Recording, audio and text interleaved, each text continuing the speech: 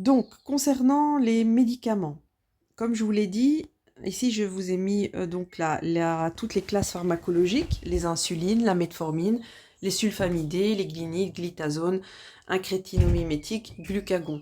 Je ne vais pas parler de l'Ozempic et compagnie parce que il y a beaucoup de choses qui changent dans les traitements du diabète. Il y a les peptides qui débarquent avec la famille d'Ozempic, machin, etc. Comme ça change beaucoup et que c'est assez particulier, ici, comme par manque de temps, je vais vous enseigner donc les traitements classiques, les traitements qui existent depuis des années.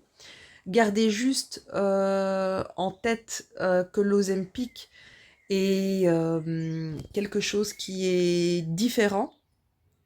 Là, en fait, si vous voulez, on va voir dans le... Ici, vous pouvez déjà voir dans le schéma, juste avant glucagon, les incrétinomimétiques, analogues de la GLP-1. Je vous expliquerai ce que c'est. En fait, à un certain moment, quand vous mangez, vous avez une hormone qui est sécrétée dans votre cerveau, les incrétines, qui va donner cette sensation de satiété, d'être calé. Elle agit en même temps sur le vidage de votre estomac qui est plus lent, donc ça reste, on sent cette satiété au niveau de l'estomac.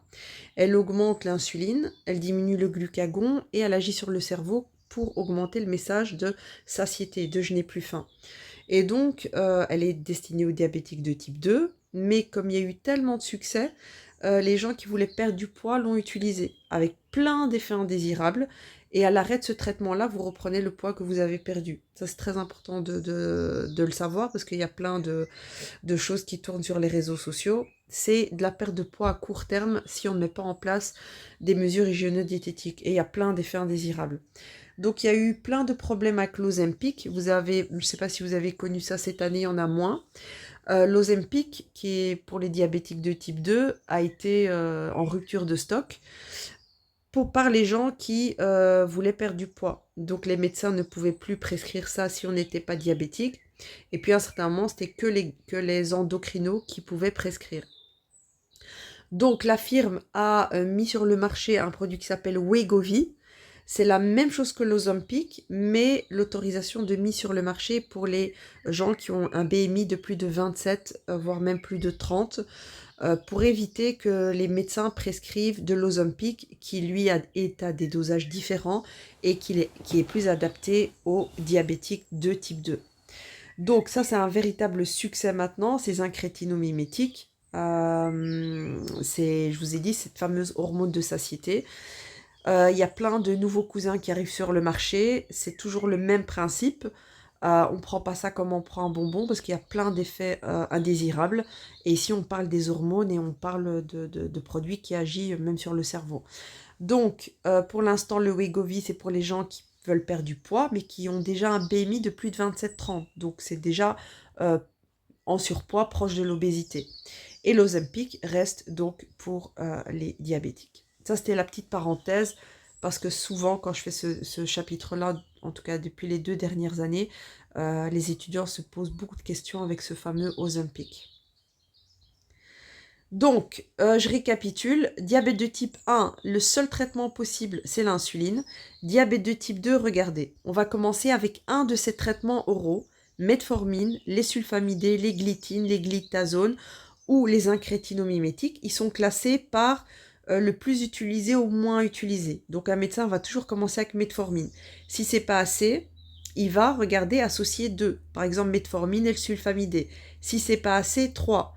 Et si c'est pas assez, vous allez garder les traitements oraux plus de l'insuline. Et malheureusement, parfois ça arrive, c'est parce que le patient n'arrive pas à changer son hygiène de vie et que le médicament ne fonctionne pas sur lui. Mais pour un diabétique de type 1, il n'y a qu'une seule possibilité, c'est l'insuline. Pourquoi? Parce que lui ne produit pas d'insuline. Les autres produisent de l'insuline, mais en mauvaise quantité et pas assez. Donc les traitements oraux vont avoir comme but d'augmenter la sécrétion d'insuline du pancréas qui en fabrique un peu et qu'elle soit de meilleure qualité et aussi que les cellules des organes soient plus sensibles à cette insuline qui est produite. Donc ce schéma-là vous présente bien les différentes possibilités de traitement. Qu'est-ce que c'est une insuline? Insuline, donc c'est une chaîne d'acides amidés, donc une grosse protéine qui est synthétisée normalement par le corps humain. Ici, l'insuline, elle est biosynthétique, donc c'est-à-dire fabriquée en laboratoire. Donc, il y a une seule insuline, mais on va greffer des molécules différentes. C'est comme si vous voulez, j'accrochais un espèce de frein sur cette insuline. Pourquoi on ferait ça? Parce que l'insuline telle qu'elle, si je vous injecte de l'insuline maintenant, elle va faire effet dans 10 minutes et dans 1 heure, elle aura disparu de votre corps. Mais si vous êtes diabétique, vous voulez que ça dure plus longtemps, on est d'accord. Donc c'est ce qui fait la différence entre une insuline à action rapide, comme les actes rapides et compagnie, et les insulines qui durent 24 heures, mais qui sont un peu moins efficaces, comme le Lantus. Donc un diabétique va devoir jouer avec plusieurs types d'insuline pendant la journée. Il va se mettre une insuline au début de son repas, pour pouvoir, si vous voulez, diminuer le taux de glucose qui va monter. Par exemple, je vais manger un gros gâteau sucré, j'ai besoin de me mettre une dose d'insuline à ce moment-là, pour que l'insuline que je ne produise pas, pour qu'elle soit compensée et que je ne me retrouve pas dans un coma hyperglycémique. Si je mange pas trop sucré, je peux me contenter, dans certains cas, d'une dose d'insuline à longue durée d'action par jour. Je vais vous expliquer ça avec le schéma, ça sera plus compréhensible. Regardez. Ici, vous avez une journée, donc 24 heures. Ok? Donc, vous avez en bas de 0, pardon, de 0 à 24. Et au-dessus, vous avez action hypoglycémique.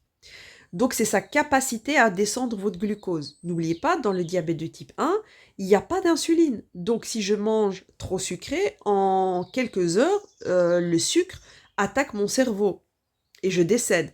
Donc, on ne peut pas empêcher un diabétique de type 1, il ne va pas vivre très longtemps sur son insuline. Hein, on est d'accord. Donc, vous voyez, l'ultra rapide, c'est quand j'ai besoin que ça agisse vite. Mais plus ça va agir vite et moins elle va avoir une action hypoglycémiante efficace. Et donc parfois, selon le diabétique que vous êtes, type 1 ou type 2, et ce que vous mangez, vous allez avoir besoin de 2 insulines. Une qui va durer toute la journée, mais qui va, si vous voulez, pas monter très haut, et une qui va agir très rapidement, mais disparaître très rapidement. Je vous donne un exemple, je pense que j'avais un schéma ici. Regardez, disons je mange 3 fois par jour normalement. Donc, je vais devoir regarder les pics de glycémie pendant les repas. La glycémie monte très haut et elle descend. Mais les pics roses que vous voyez, donc j'ai besoin de le faire avant les repas. Je prends d'abord ma glycémie, puis je règle la dose. C'est l'endocrinologue qui expliquera. Et je m'injecte donc de l'insuline à ce moment-là pour éviter que mon repas devienne dangereux, entre guillemets. Mais, alors vous allez me dire, pourquoi je fais l'injection verte? Parce qu'en dehors des repas, il y a quand même une modification de glycémie. Que je mange ou que je ne mange pas, il y a des modifications de glycémie. Et pendant la nuit, je peux faire une hypoglycémie. C'est tout à fait possible. Donc c'est pour ça que les Lantus et les insulines lentes, on les utilise une fois par jour. Elles couvrent en vert, mais j'ai besoin des insulines roses pour couvrir les repas. Si je ne mange qu'une fois par jour, vous imaginez bien que je vais le faire qu'une seule fois, les ultra rapides. Et donc le but, c'est de protéger les organes du patient en couvrant toute la journée d'une manière ou d'une autre. Si je saute un repas, évidemment, le schéma que vous voyez ici, ça sera différent. Donc c'est pour ça qu'on utilise plusieurs types d'insuline. Alors, comment on fait pour avoir, si c'est la même molécule, comment je fais pour avoir différents types d'insuline? Comme je vous l'ai dit, l'insuline normale qu'on produit nous, elle est ultra rapide. Comment je fais pour avoir des rapides, des intermédiaires et des lentes? Tout simplement, chimiquement, on va greffer des molécules dessus. Alors, c'est un tableau à connaître ici parce qu'en fait, c'est le résumé, si vous voulez. Donc, les ultra rapides, c'est Humalog, Novorapid et Apidra. Elles agissent en plus ou moins 10 minutes, elles peuvent durer jusque 4 heures. Elles sont limpides, elles sont transparentes, vous pouvez le voir. Donc c'est juste, les acides aminés, c'est juste une longue chaîne d'acides aminés. Les rapides, en fait, on a pris l'insuline normale et on a rajouté un peu de zinc dedans. En rajoutant un petit peu de zinc dedans, ça permet d'agir un peu plus tard, mais surtout de durer jusque 6 heures. Ça, c'est l'acte rapide. Puis, on a des intermédiaires qui sont entre les deux. Donc, on a pris l'insuline normale, on a rajouté de la protamine. D'accord? On a rajouté des acides aminés. Donc, on a pris l'insuline normale et on a greffé de la protamine, qui est un acide aminé. Donc, quand on le voit, en fait, c'est une espèce de suspension un peu trouble. D'accord? Ça ressemble un petit peu à de l'eau mélangée avec du lait. Donc, elle permet cet intermédiaire, elle agit à partir d'1 heure et elle peut durer jusque 15 heures. Et ça, c'est les insulatars. Puis, vous avez les insulines lentes. Là, on a greffé de l'albumine dedans, qui est une protéine très lourde. Donc là, ça nous permet d'avoir quelque chose qui dure dans le temps. Donc c'est une insuline qui, c'est la Toujeo, la Lantus ou la Levemir. Elles permettent de durer plus d'une journée. Donc généralement, on en fait une par jour et ça couvre la nuit. Et puis vous avez des associations pour éviter aux patients de se piquer plusieurs fois. Parfois ça fonctionne. Un mélange de rapide et intermédiaire qui peut durer entre 30 et 15 heures. Et ça, c'est tout ce qui est Imuline, vous l'avez sûrement vu, et tout ce qui est Novomix. Donc l'ultra rapide plus l'intermédiaire, ça c'est la Novomix. Et ça peut durer jusque 15 heures. Donc il y a des patients qui utilisent que les intermédiaires, les associations. Donc c'est pour ça que je vous dis que ce tableau est important. Il résume tout et il vous permet de comprendre les différences entre les différentes insulines. C'est une des questions. Alors, dans la colonne DCI, si vous tombez sur Apidra, vous allez mettre insuline normale. Si vous tombez sur acte rapide, vous allez mettre insuline plus zinc. Si vous tombez sur insulatar, vous allez mettre insuline plus protamine. Si vous tombez dans votre tableau sur Lantus, vous allez mettre insuline plus albumine. D'accord? C'est comme ça que vous remplissez votre tableau de DCI.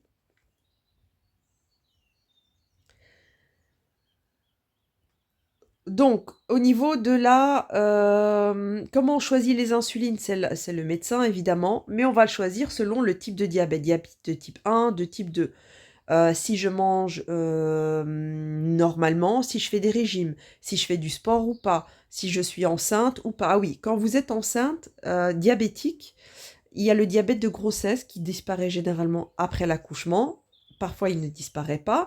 Le seul traitement quand on est enceinte, c'est l'insuline et ce n'est pas dangereux pour le bébé.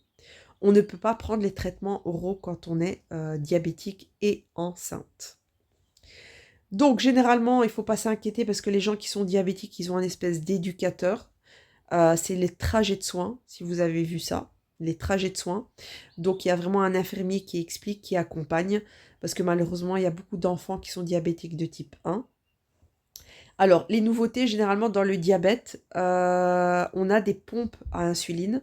Ça, c'est une vieille pompe, mais maintenant, vous avez ça dans le bras. Vous avez une espèce de disque dans le bras qui permet, avec le téléphone, quand on scanne le téléphone, le disque, vous avez différentes choses, hein. Vous avez des pompes à insuline et puis vous avez des dispositifs qui permettent de tester l'insuline. Les derniers, généralement, on les met dans le bras. On passe son téléphone à côté et il permet de voir à n'importe quel moment la glycémie qu'on a dans le sang. Vous avez peut-être vu certains camarades utiliser leur téléphone et scanner près de leur bras. Généralement, voilà, c'est les nouveaux dispositifs pour ne pas utiliser les glycomètres. Et puis, vous avez les pompes à insuline. Celles-là, c'est une vieille pompe. Généralement, elles sont beaucoup plus modernes, les nouvelles. Elles sont mises à ce niveau-ci, au niveau du ventre. Elles permettent d'éviter de se piquer plusieurs fois, surtout pour les jeunes enfants. Sinon, l'insuline, vous avez différentes sortes. Vous avez les stylos, les stylos pré-remplis. Donc, il faut bien connaître le mot Flex Pen. Quand vous voyez Flex Pen, c'est un stylo jetable avec déjà une cartouche d'insuline dedans. Donc, il faut régler la profondeur. Et ça, c'est le bouton pour appuyer. Alors, il n'y a pas de pic. Les pics, elles s'achètent à part. Vous les avez sûrement vus. Donc, c'est les BD fines.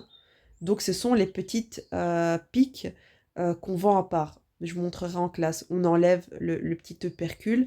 Et puis, vous avez la tête que vous allez visser dans le stylo. Une pique, donc c'est pas, elles se vendent par 100, 200. Quand vous vous injectez, après, il faut jeter à la poubelle. À chaque utilisation, il faut changer la tête. D'accord? Vous voyez le Flex Pen ici. Donc, c'est vendu comme ça. Vous avez 5 stylos dans une boîte. Regardez à la pharmacie. Et alors, vous achetez les Novofine. Il y a plusieurs dimensions, hein. Alors, les dimensions, c'est par rapport à l'épaisseur de la peau. Comme je vous ai dit, si vous êtes un monsieur qui a des mains épaisses qui travaille dans le bâtiment, c'est pas comme un jeune enfant de 5 ans. Donc, ça, c'est vraiment l'épaisseur, la longueur, pardon, de la pique. Donc, vous avez les gammes Novofilm, vous avez 2 gammes comme ça concurrentes. Donc, comme je vous ai dit, vous clipsez ça dessus, vous enlevez la tête, vous piquez.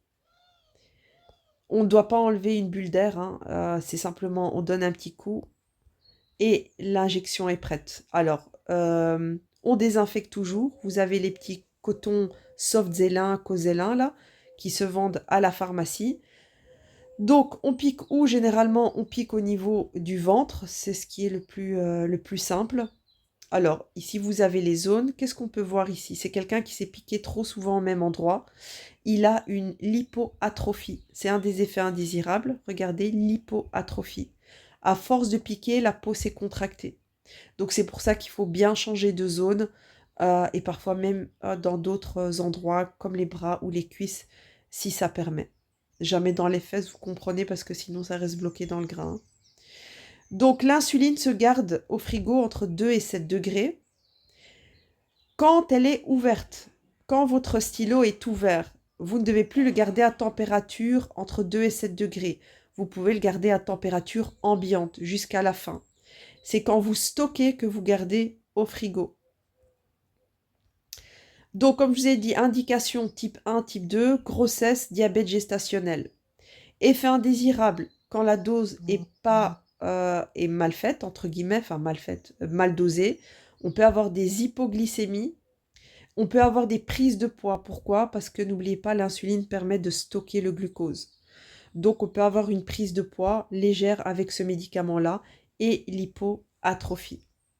Ça, c'est des cartouches, d'accord? Des cartridges. Voilà, vous avez Alors, pourquoi des cartridges? Pourquoi des cartouches? Parce que parfois, les gens achètent leur stylo ou la firme leur donne. Au lieu d'acheter des Flex Pen, déjà tout prêt, ils achètent les cartouches, ils mettent dans leur stylo. Vous voyez ce style de stylo que la firme peut donner. Et ça, généralement, c'est à l'hôpital ou chez le médecin, donc vous ne vendrez pas ça. Donc ça, c'est les viales, les pompes, les Flex Pen, le nom en français, c'est stylo pré-rempli. Penfield, cartridge, cartouche, c'est ce que je viens de vous montrer ici. Donc, n'oubliez pas de demander, ou n'oubliez pas de lire simplement, si le médecin met Humalog et que vous donnez des Humalog Flex Pen et que le patient voulait des cartouches, ça ne va pas le faire. Donc, bien regarder s'il y a marqué cartridge, cartouche, ou s'il y a marqué stylo pré-rempli ou Penfield. Ça, c'est la lecture d'ordonnance, hein. Voici, voilà. Alors, donc, pour les antidiabétiques oraux, ici ça va aller un peu plus vite, je vais me concentrer surtout sur le premier. Donc, pour les antidiabétiques oraux, en intention numéro 1, c'est la metformine. Donc, la metformine, c'est le choix numéro 1 parce que c'est la moins chère et la mieux tolérée. Alors, en quoi elle est intéressante? Elle permet en fait, si vous voulez, de